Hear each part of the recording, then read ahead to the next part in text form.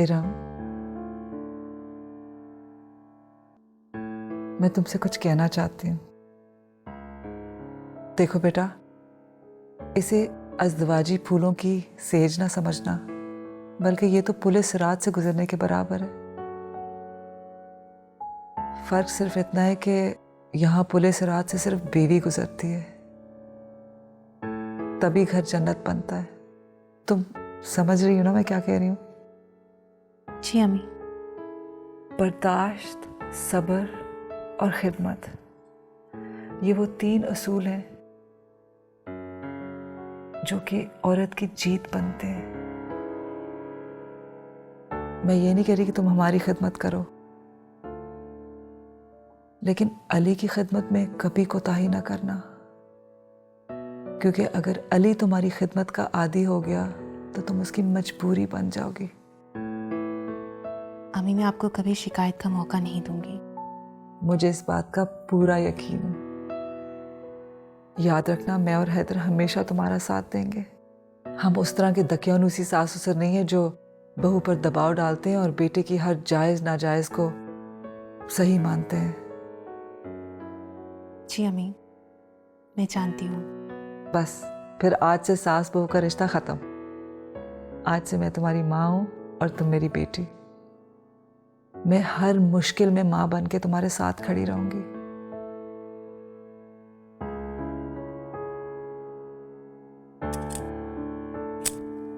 ये लो।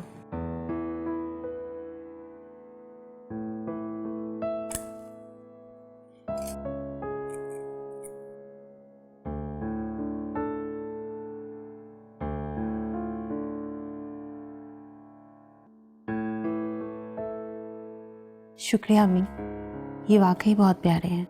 खुश रहो। मैं अली को भेजती हूँ।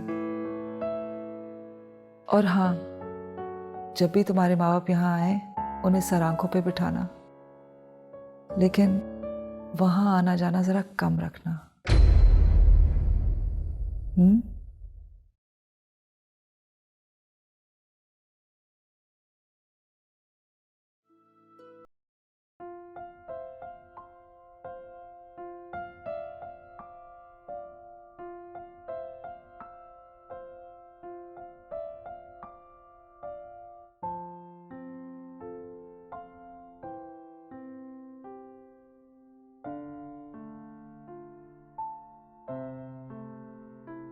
जुनैद, आप एक बार नहीं कई बार आरफा को कह चुके। अगर उसने आना होता तो वो आ जाती ना। उसकी मर्जी नहीं है तो आप क्यों परेशान हो रहे हैं? वो सिर्फ इरम की शादी की वजह से फिक्रमंद थी। अल्लाह का शुक्र है, इरम की शादी बहुत अच्छे घराने में हो गई है। अब उसे अपने बारे में सोचना चाहिए। आरफा ने कुछ तो सोचा होगा ना, आप क्यों परेशान हैं? मैं परेशान नहीं होऊंगा तो फिर कौन होगा? फरहीन, आरफा की उम्र ही क्या है, जमाना कितना जालिम है। वो क्यों नहीं सोच रही? बच्चा है इतना छोटा, उसे घर छोड़कर जॉब करेगी तो आलियान का कौन ख्याल रखेगा? ताहिरा खाला अपने बीमार शोहर को संभालेंगी या आलियान को? जी, ये बात तो है। मैं खुद आरफा से कई बार बात कर चुकी हूँ, लेकिन पता नहीं उसने क्या सोच रखा है। हर दफा कोई कड़वा सा जवाब देके मेरा मुंह बंद करवा देती है। वो जज्बाती हो रही है बस। उसे हमने एहसास दिलाना है, बगैर छत के मकान में जिंदगी नहीं गुजारी जा सकती। उसे साहिबान की जरूरत है जो सिर्फ एक शोहर हो सकता है। यादों के सहारे जिंदगी का सफर नहीं कटता। सफर की मुश्किलात और मुसीबतें उठाने के लिए हम सफर की जरूरत होती है। कलसूम खाला मुझे कितनी बार आमिर के लिए कह चुकी हैं, लेकिन मैं हर दफा ये कह के टाल देती हूँ कि मैंने आरफा से बात ही नहीं की। आमिर इतना अच्छा लड़का है, नेक है, मेहनती है, फिर एयरलाइन की इतनी अच्छी नौकरी भी है। लेकिन आरफा है, कोई जवाब दे तो मैं उन्हें कुछ बोलूं ना। आरफा को हाँ करना होगी। उसे मैं समझाऊंगा, मजबूर करूंगा। हम उससे मिलके बात करेंगे, हो सकता है उसकी अकल में कोई बात आए। उसकी अकल मैं ठिकाने लगाऊंगा। अपने माँ बाप की जिम्मेदार साजिद के बाद इरम है, आरफा नहीं।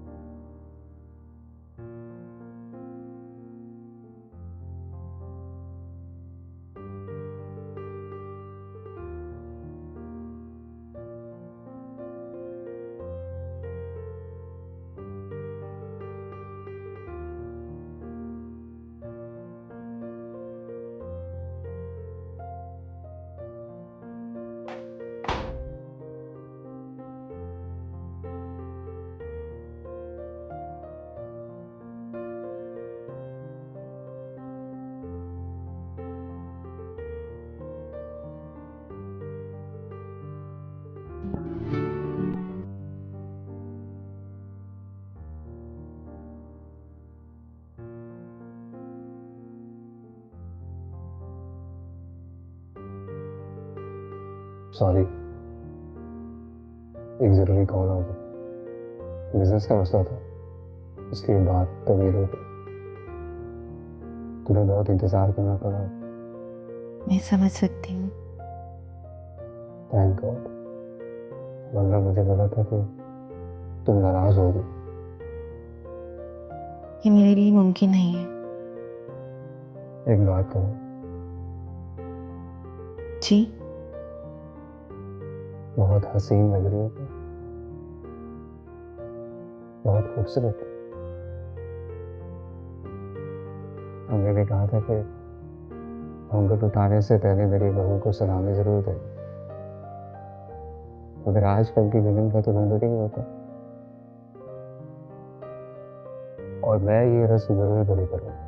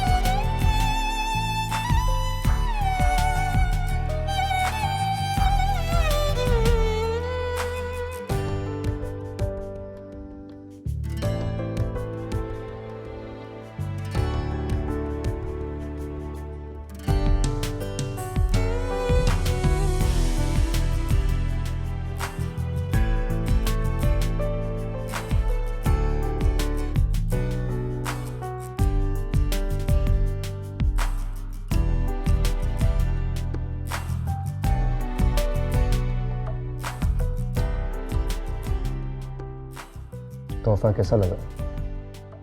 बहुत खूबसूरत है, लेकिन आपकी रस्म इससे भी बहुत ज्यादा खूबसूरत है। शुक्रिया।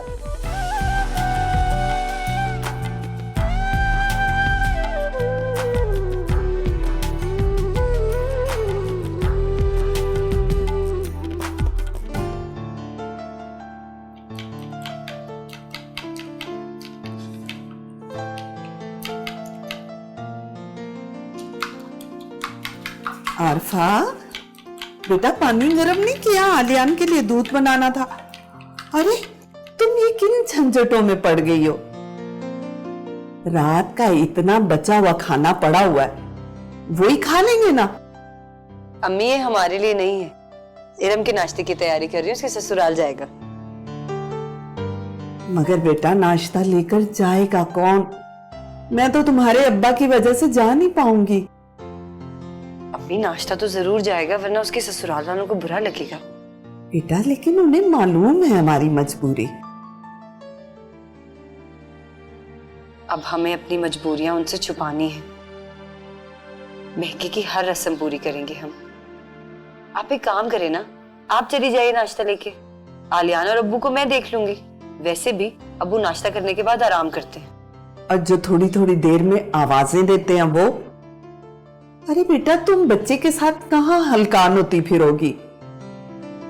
ऐसा करो कि तुम चली जाओ। अम्मी मैं अकेले जाते हुए बहुत अजीब लगता है। हाँ लेकिन जाना भी तो मजबूरी है ना। हाँ तुम ऐसा करना कि तुम आलिया को फोन करके पता कर लेना कि वो लोग सुबह कितने बजे नाश्ता करते हैं। जाहिर है बड़े लोग हैं, 11-12 बजे तो उठते ही होंगे। जी अम्मी। ठीक है, मैं जरा ये फीडर धो लूं।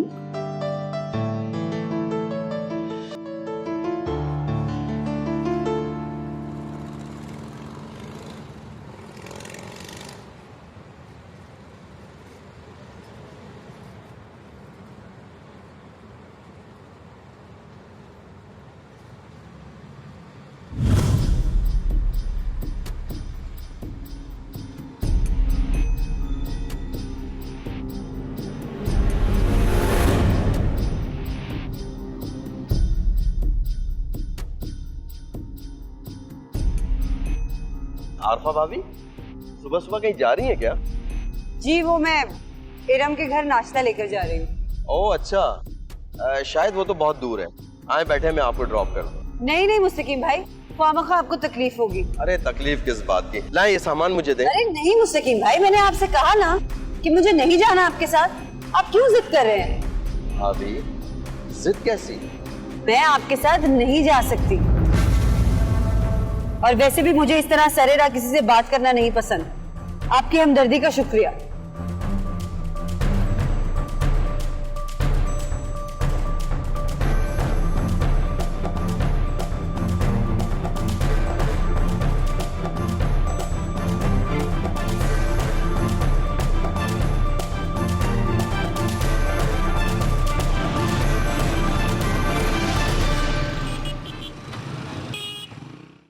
फातिमा बेगम, ये आप किन सोचों में गुम हैं?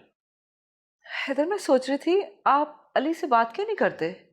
थोड़े दिनों के लिए सही, इरम को कहीं बाहर ले जाए घूमने फिरने के लिए।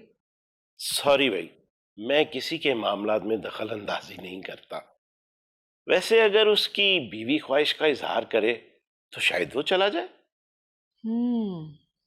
मैं इरम से बात करूंगी। That's a very good idea. वैसे तुम्हें इतनी फिक्र क्यों हो रही है उन्हें जबरदस्ती भेजने की? बस हो रही है ना फिक्र। समझ गया। क्या? यही कि जल्दी से दादी बन जाना चाहती हैं आप? ऑब्वियसली, इंसान इतनी एफर्ट करके बच्चों की शादियां क्यों करता है? ताकि आंगन में फूल खिले। अस्सलाम वालेकुम अम्मा। वालेकुम वालेकुम सलाम। अरे बेटा, तुम्हारा तो आज पहला दिन है और अब जूस लीजिए ना। अभी आपकी चाय। वाह इरम, तुम्हें कैसे पता चला कि मैं सुबह को चाय पीती हूँ और ये जूस? जी मैंने आलिया से पूछ लिया था। वाह यू आर सो स्वीट। आओ बेटा, आजा। इरम, मैं सोच रही थी कि तुम अली से बात करके कुछ दिनों के लिए कहीं बाहर घूम आओ तुम दोनों। हाँ बेटा, अच्छा रहेगा। बहुत स्ट्रेस में रही हो तुम गुज़िश्ता दिनों। अब्बू आजकल अली बहुत बिजी होते हैं, तो जैसे ही वो फ्री होंगे ले जाएंगे। वाह, जीती रहो बेटी। बस देख लें, मेरी चॉइस है। भाई सलाम है आपके इंतखाब को। आप दोनों तो मुझे शर्मिंदा ही कर रहे हैं। अच्छा, मैं आपके लिए नाश्ता। तुम बनाओगी नाश्ता बेटा? आज तुम्हारा इस घर में पहला दिन है। अब्बू, अपने घरों में दिनों की क्या गिनती करनी। अस्सलाम वालेकुम। वालेकुम अस्सलाम। वालेकुम अस्सलाम। अस्सलाम वालेकुम। वालेकुम सलाम। कैसी हो? बिल्कुल ठीक हूँ, आप कैसी हैं? मैं भी अम्मी ठीक और हूँ। बाबा कैसे हैं? ध्यान क्यों नहीं आया? इतने सारे सवाल एक साथ कर दिए हैं। अम्मी पापा बिल्कुल ठीक हैं, आलियान भी बिल्कुल ठीक है। अम्मी पापा ने तुम्हें ढेर सारी दुआएं भेजी हैं और आलियान अपने दादी दादा के साथ है। मैं आप सब लोगों के लिए नाश्ता लेकर आई। अरे आरफा, इसकी क्या जरूरत थी? तुम्हें क्यों तकलीफ की? अरे भाई, तकलीफ कैसी, बहुत अच्छा किया तुमने। और मुझे तो वैसे भी बहुत भूख लगी है। तुम इस तरह करो, ये नाश्ता टेबल पे लगवाओ, मैं जरा फ्रेश होके आता हूँ। आरफा आओ, बैठो, आ जाओ आ जाओ। So sweet of you. लाए भाभी मुझे दे। भाई नाश्ते की तैयारी करो, Thank मैं you जरा so फ्रेश much. होके आया। हाँ? मैं बिल्कुल ठीक ठाक। अस्सलाम वालेकुम। वालेकुम सलाम। वालेकुम सलाम। आरफा, अली भाभी नाश्ता लेकर आई हैं। गुड। अच्छा है कि आप यहीं आ गई। मैं आपकी ही तरफ जाने वाला था आपको पिक करने के लिए। मगर अली, तुम शादी के पहले दिन ऑफिस जाओगे? अम्मी, पहले दिन ऑफिस जाना मना तो नहीं है ना? अली, मैं नहीं जा सकती क्योंकि मैंने अम्मी अब्बू को नहीं बताया। तो चलें अभी चलकर अम्मी अब्बू से पूछ लेते हैं। आज आप मेरे साथ ऑफिस चलिए, मुझे आज आपका इंटरव्यू भी करवाना है। अली, आरफा ठीक कह रही है। सास ससुर की इजाजत के बगैर, उनको बताए बगैर उसको नहीं जाना चाहिए। अम्मी, मैंने कहा ना, हम जाते हुए पहले अम्मी अब्बू से मिल लेंगे। भाभी आप चली जाइए, मैं अम्मी और बाबा को कॉल करके बता दूंगी।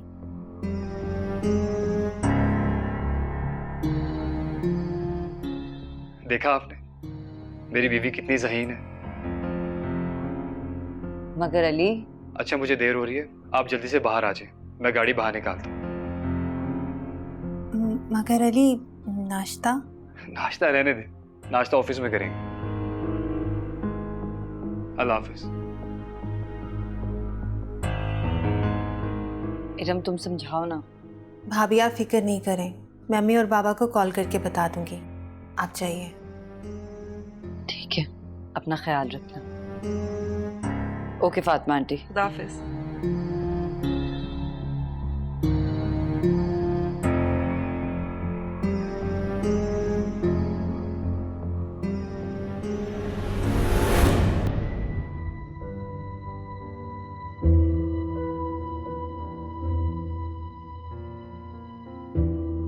इसी तरह रास्ते निकालती रही दूसरों के लिए तो खुद अपनी मंजिल खो दोगी,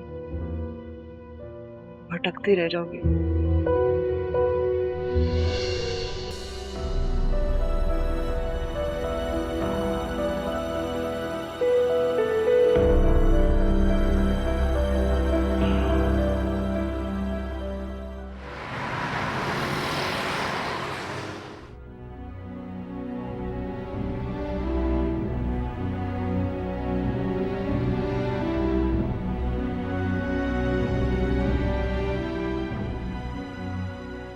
कुछ बोले तो? आप इतनी परेशान क्यों हैं? क्या कहूँ अली, आपको मुझे इस तरह अपने साथ आने पर मजबूर नहीं करना चाहिए था। मैं अम्मी अब्बू से इजाजत लेके खुद आ जाती आपके दफ्तर इंटरव्यू के लिए। तो क्या फर्क पड़ता?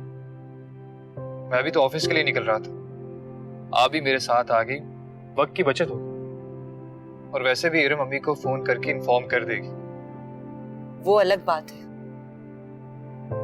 मैं इतनी भी खुद मुख्तार नहीं होना चाहती कि मेरी मसरूफियात कोई और मेरे घर पहुंच जाए।